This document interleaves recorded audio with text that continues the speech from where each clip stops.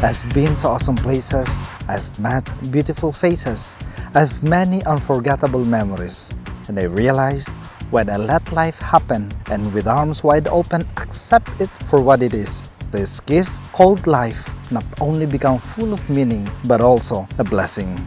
Hi! Welcome sa aking YouTube channel. Bago ang first vlog sa channel na ito, lahat ginagawa ko para sa IG and sinishare ko sa FB. Pero sa kakulitan ni Melay, yun, pinablish ko na sa channel na ito.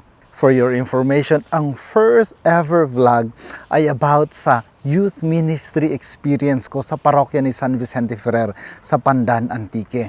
1 minute lang yon. Ang first more than a minute vlog naman ay about sa ordination ng Bishop Marvin Maceda. Wow! From Western Visayas, papunta ng Eastern Visayas. And ang second more than a minute vlog naman ay about sa our PRC, our Project Rector in Chapel sa Hinterland Community of Pandan, Antique. In short, in this YouTube channel, you will find vlogs and videos about this gift called life. And if this interests you, please consider subscribing. I would appreciate it. Anyway, alam mong galing ako sa Ischia. At sa napanood mong nakaraang vlog, alam mo ding after ng Verona, dumiretso kami ni Father Carlo Magno Marcelo sa Modena.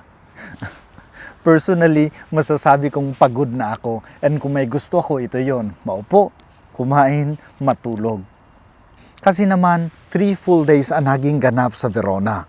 Overwhelming na ito para sa isang introvert na katulad ko.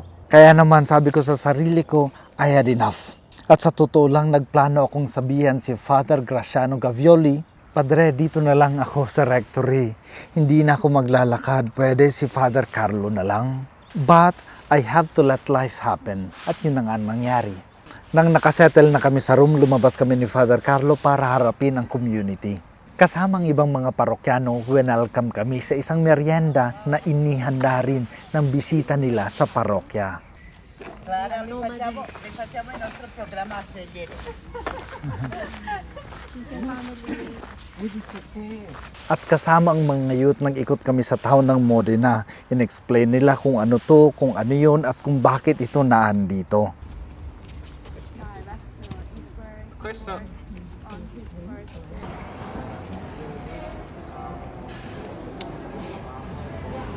I remember before kami naggelato, may itinanong si Father Carlo. Ang sagot ko sa kanya, pagod na ako at wala na akong social energy. Buti na lang nakapaggelato, nabawasan ang pagkasuplado. Ay, sa araw na yon, I let life happen. And I am glad I allowed it. Sikat ang Modena bilang supercar capital ng mundo. Being the nearest large town to the homes of Ferrari, Maserati, Lamborghini, Pagani, and also Ducati and De Tomaso. Kilala din ito bilang producer ng 3 of Italy's most significant heritage foods, namely Parmigiano Reggiano, traditional balsamic vinegar, and prosciutto. Pero, yes may pero, hindi iyon ang mga pakay namin sa second day. Ika nga ni Father Graciano, let us make known the riches of Modena, which are not food, cars, or monuments, but people and their lives. Kaya naman after breakfast, kasama si Father Graciano na parish priest, si Father Rodrigo na assistant parish priest, si Father Carlo at ako, tumuna kami sa Casa de la Carita.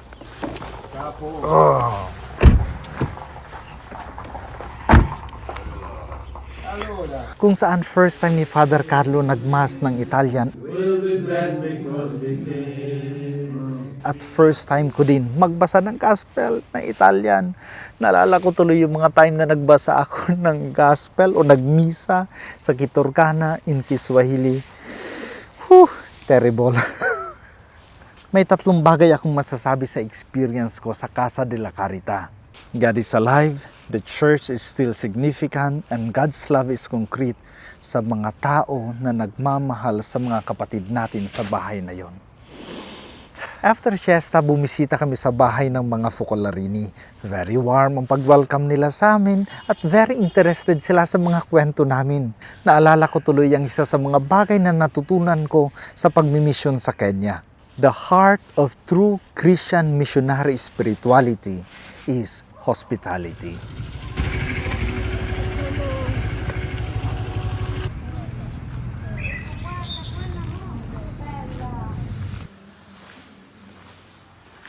And after ng kunting pag-iikot sa Modena, bumalik kami sa parokya para mag-prepare sa misa.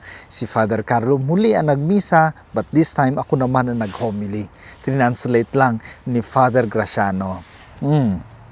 I think it went well naman. After ng Mass, may festive dinner kasama ang parishioners of all origins. Kasama din ang Filipino community na Ubuntu. Ang FCCM members na andun din at mga Focolarini. And para sa akin, ang image ng gabing yon ay arms wide open. Salamat kay Father Graciano sa naging takbo ng aming second day.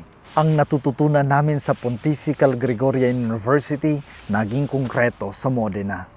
At kung sakali naman pagpapalaing makabalik, sana sa cars, food, and monuments naman. Kaya na bang lamig? Pwede na. Anyway, sa third day, simple lang ang aming program.